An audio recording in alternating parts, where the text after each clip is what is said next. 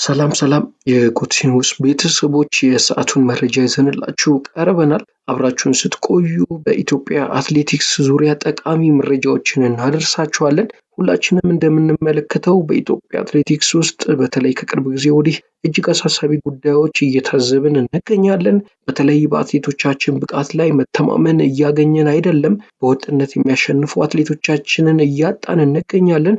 ዛሬ የታዩ አትሌቶች ለነገ አይገኙም። ይህ በጣም አሳሳቢ ጉዳይ ነው። የጃፓኑ የዓለም ሻምፒዮና ሊጀመር ጥቂት ወራት ብቻ በቀሩበት በዚህ ወቅት እንዲህ አይነት ሁኔታ ውስጥ መገኘታችን በእውነቱ በጣም አሳሳቢ ይሆናል። ያም ሆኖ በየጊዜው በግል ውድድሮች ላይ የምንመለከታቸው ወጣት አትሌቶች በብቃታቸውና ወጣት በመሆናቸው ብቻ ተስፋ እየሰጡን ይገኛሉ። ከዚሁ ጋር በተያያዘ ብቃቷን ማሳየት የቻለች አንዲት ወጣት አትሌታችን መነጋገሪያ ሆናለች። ስለዚች አትሌታችን እና ስለ ኢትዮጵያ የዘርፉ አሳሳቢነት መረጃ እናደርሳችኋለን። እንደተለመደው ቻናላችንን ላይክ፣ ሼር፣ ሰብስክራይብ እንድታደርጉልን አደራ እንላለን። አሁን በቀጥታ ወደ መረጃው እናመራለን።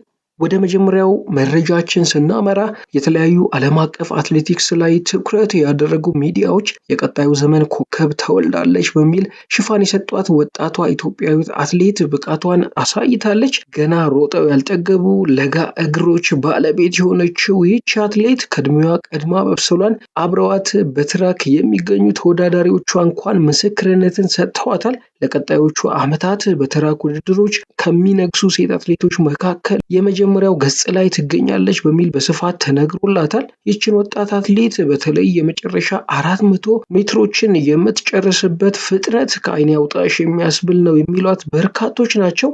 ይህች አትሌት ተስፈኛዋ ታታሪዋና ወጣቷ ኢትዮጵያዊት አትሌት የኔዋ ንብረት ትሰኛለች። የኔዋ ንብረት ቀስ እያለች ድምጿን አጥፍታ ወደፊት እየመጣች እንደሆነ ይነገርላታል። በአትሌቲክስ ውድድሮች ያስመዘገበቻቸው ቁጥሮች ለዚህ ምስክሮች ናቸው። በሁለተኛው የኢትዮጵያ ማሰልጠኛ ማዕከላት አትሌቲክስ ሻምፒዮና በ3000 ሜትር ሶስተኛ ወጥታ ነበር አትሌቷ። ለ40ኛው የጃን ሜዳ ኢንተርናሽናል ሀገር አቋራጭ ማጣሪያ ውድድር ደግሞ በ6 ኪሎ ሜትር ወጣት ሴቶች እንዲሁ ሶስተኛ ወጥታ ነበር ያጠናቀቀችው። 41ኛው የጃን ሜዳ ኢንተርናሽናል ሀገር አቋራጭ ውድድር በ6 ኪሎ ሜትር ወጣት ሴቶች አንደኛ በመሆን እንግዲህ ማሻሻል ችላለች። 54ኛው የኢትዮጵያ አትሌቲክስ ሻምፒዮና በ5000 ሜትር በሴቶች እንዲሁ ቀዳሚ ሆና መጨረሻዋ ይነገርላታል። በ2017 የታላቁ ሩጫ በኢትዮጵያ የ10 ኪሎ ሜትር 32 ደቂቃ ከ16 ሰከንድ በመግባት ሁለተኛ በመሆን ነው እንግዲህ ውድድሯን ያጠናቀቀችው። በፈረንሳይ ሊዮን በተደረገ የቤት ውስጥ የ3000 ሜትር ውድድር ሁለተኛ ደረጃን አግኝታ ጨርሳለች። በኖርዌይ ኦስሎ ሰሞኑን በተደረገ የዳይመንድ ሊግ የሴቶች 10000 ሜትር ውድድር 30 ደቂቃ ከ28 ሰከንድ ከ82 ማይክሮ ሰከንድ በመግባት አሸናፊ ሆናለች። ሀገር ወክላ ያገኘችውን ክብር ስንመለከት ደግሞ በዛምቢያ ዶላ በተካሄደው የታዳጊዎችና የወጣቶች አትሌቲክስ ከ20 ዓመት በታች ሁለተኛ ሆና የብር ሜዳሊያ አግኝታለች። ይቺ አትሌት እንግዲህ ቀስ በቀስ ድምጿን አጥፍታ እያደገች ያለች ብርቱ አትሌት ናት። በቀጣይ ከዚች አትሌት ምን እንጠብቅ ብለን ጥያቄ ማንሳታችን አይቀርም።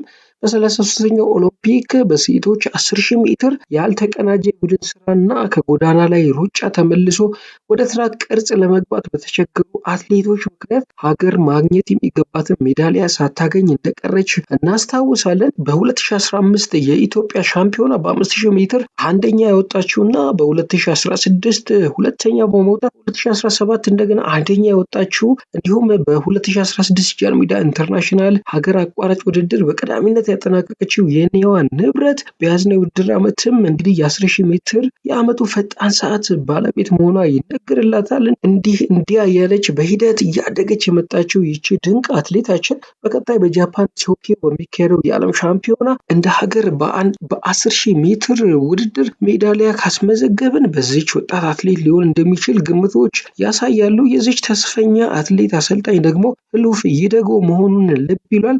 ስለዚህ በቀጣይ በጃፓን ተስፈኛዋ አትሌት በድንቅ ብቃት እንጠብቃታለን ማለት ነው።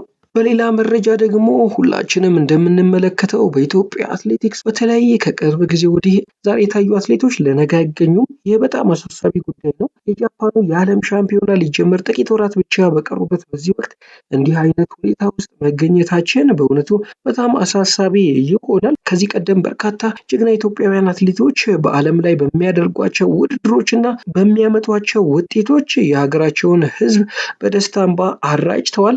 ስሜትን ከፍ ዝቅ የሚያደርጉ በርካታ አኩሪ ገድሎችንም እንግዲህ ሰርተዋል። አትሌቶቻችን አሁንም እየሰሩ ይገኛሉ። እዚህ ላይ ሰሞኑን 43ኛ ዓመት የልደት በዓሉን ያከበረውን የኢትዮጵያ የምንጊዜ ምርጡ አትሌት ቀነኒሳ በቀለን ማስታወስ ይቻላል። ቀነኒሳ ከሁሉም ልዩ ነው። ትውልድ ከትውልድ የሚቀባበላቸው ዘመን ተሻጋሪ የጀግንነትና የአሸናፊነት ታሪኮችን በኢትዮጵያውያን ልብ ውስጥ ጽፏል። የጀግንነቱን ግማሽ ያህል እንኳን ያልተዘመረለት ነው ቀነኒሳ በቀለ።